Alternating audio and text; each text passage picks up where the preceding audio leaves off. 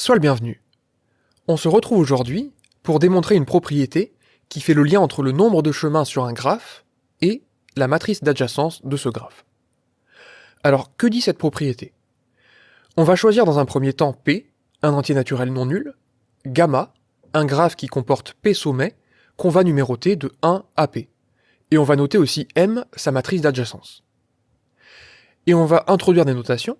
On va dire que pour tout entier naturel N, et pour toute paire d'entiers IJ compris entre 1 et P, en notant CIJ de N, le nombre de chemins de longueur N qui relient I et J sur gamma, et en notant MIJ de N, le coefficient qui est situé sur la IM ligne et JM colonne de M puissance N, c'est-à-dire la puissance Nième de la matrice d'adjacence, alors le résultat, c'est que CIJ de N est égal à MIJ de N.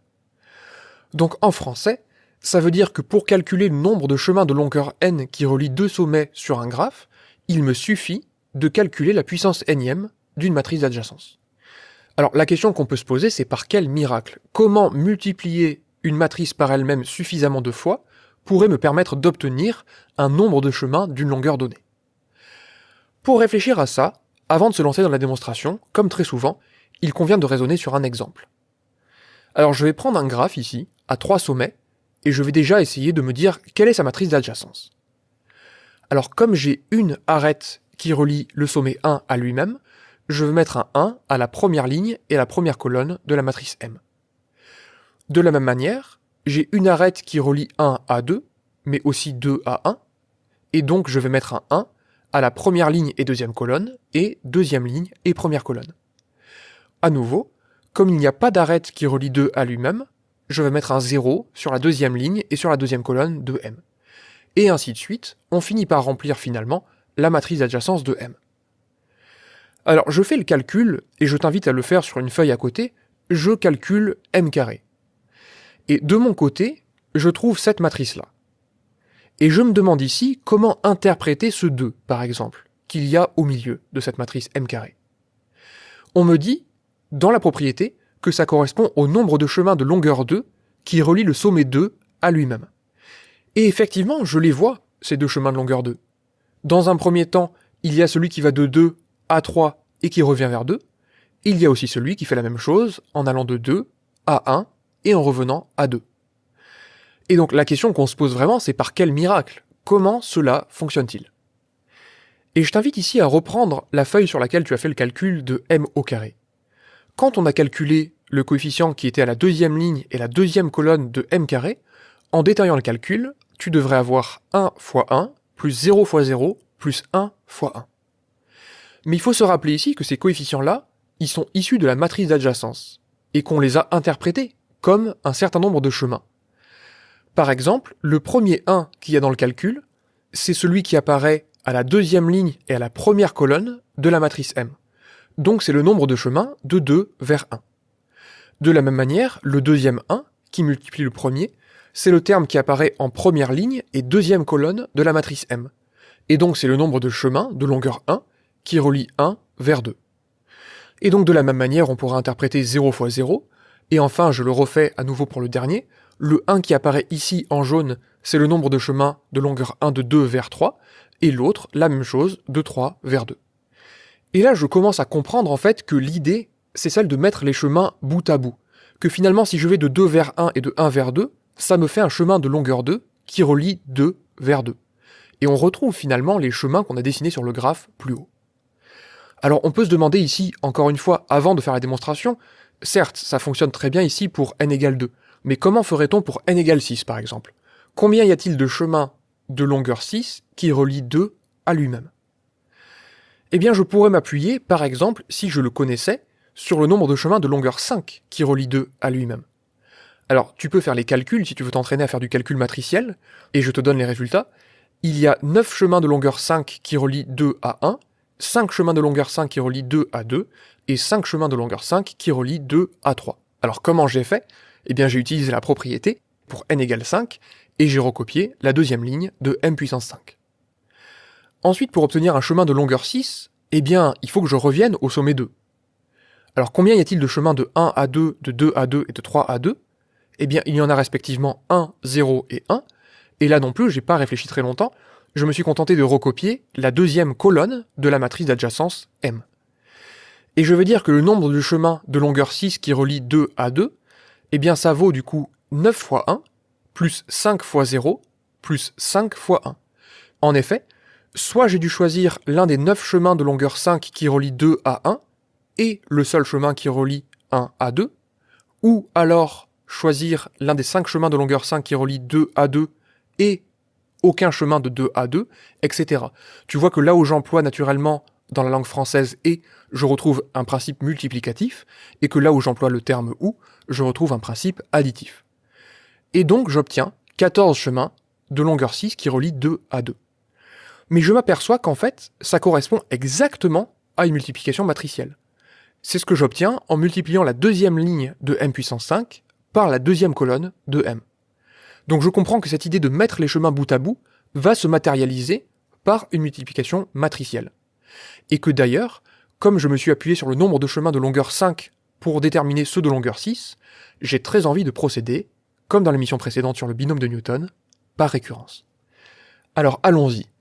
On va noter, pour tout entier naturel n, l'hypothèse de récurrence au rang n, qui est, pour toute paire d'entiers ij compris entre 1 et p, Cij de n vaut Mij de n. Alors commençons par l'initialisation. Je vais dire, pour n égale 0, que comme un chemin de longueur 0 ne peut relier un sommet qu'à lui-même, finalement, Cij de 0, eh bien ça vaut 1 si i égale j, je veux dire qu'il existe un chemin de longueur 0 qui relie un sommet à lui-même, et que ça vaut 0 si i différent de j, puisque je ne peux pas relier deux sommets distincts avec un chemin de longueur 0. Et effectivement, ça correspond bien au coefficient à la ième ligne et la jème colonne de m puissance 0. En effet, par exemple, si je mets cette matrice-là à la puissance 0, eh bien, par les règles de calcul matriciel, mettre une matrice à la puissance 0, ça me donne une matrice dont les coefficients diagonaux sont égaux à 1, et les coefficients hors de la diagonale sont nuls. Et donc ça me permet de démontrer l'hypothèse de récurrence au rang 0. Alors naturellement, peut-être qu'on ne te demandera pas d'initialiser à n égale 0, et si on te demande n égale 1, c'est encore plus simple, puisqu'il suffit de faire remarquer ici que par définition même de la matrice d'adjacence, le nombre de chemins de longueur 1 du sommet i au sommet j, c'est exactement ce qu'on a mis à la ième ligne et jème colonne de la matrice d'adjacence. Allons-y maintenant pour l'hérédité. On va choisir n, un entier naturel, tel que l'hypothèse de récurrence au rang n est vraie. Et on va choisir ij, une paire de sommets sur le graphe. J'aurais dû le faire aussi dans l'initialisation, mais par manque de place là à nouveau, je n'ai pas été très rigoureux quant à l'introduction de ces variables-là i et j. Quelle était l'idée principale tout à l'heure ? Eh bien c'était de dire que pour obtenir les chemins de longueur 6, je considérais m puissance 5 et m. Et je vais faire la même chose. Je vais dire que m à la puissance n plus 1, c'est m puissance n fois m. Et donc, il s'agit ici de réaliser un produit matriciel. Alors, naturellement, il est hors de question de multiplier entre elles deux matrices p fois p, ça serait quelque chose d'assez horrible à écrire, mais je vais juste identifier le coefficient à la ième ligne et à la jème colonne. Comment je fais pour obtenir ceci ? Eh bien, je vais prendre la ième ligne de m puissance n et la jème colonne de m. Et donc ça me donne cette égalité-là. Si tu as du mal à écrire ce genre de choses, je t'invite à t'appuyer sur l'exemple ci-contre, et j'ai d'ailleurs choisi exactement la même couleur, le bleu pour la ligne de la matrice à gauche, et le rouge pour la colonne de la matrice à droite. Et là, en fait, on a quasiment terminé. Puisque par hypothèse de récurrence, mi1 de n, ça vaut ci1 de n.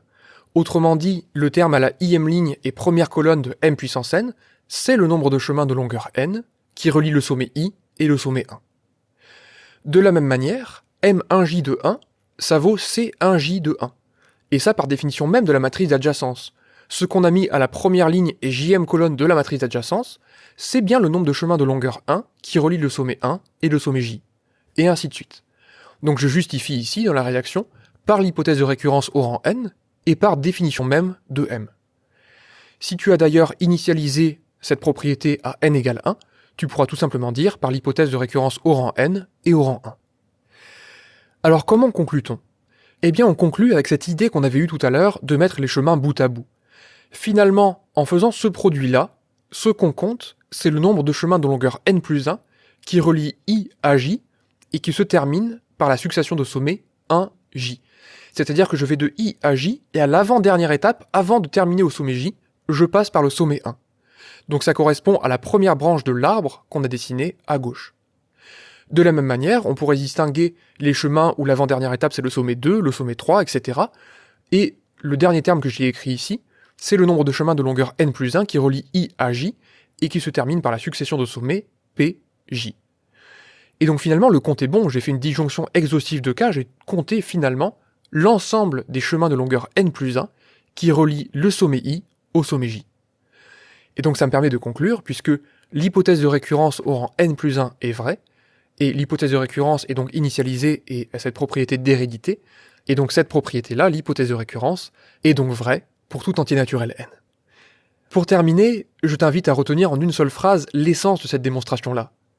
Ce qui, d'un côté, sur le graphe, correspond à mettre les chemins bout à bout, correspond finalement de l'autre côté à faire un produit matriciel. On retrouve exactement les mêmes opérations. J'espère que cette émission t'a plu, je te souhaite une excellente journée, et je te dis à la prochaine.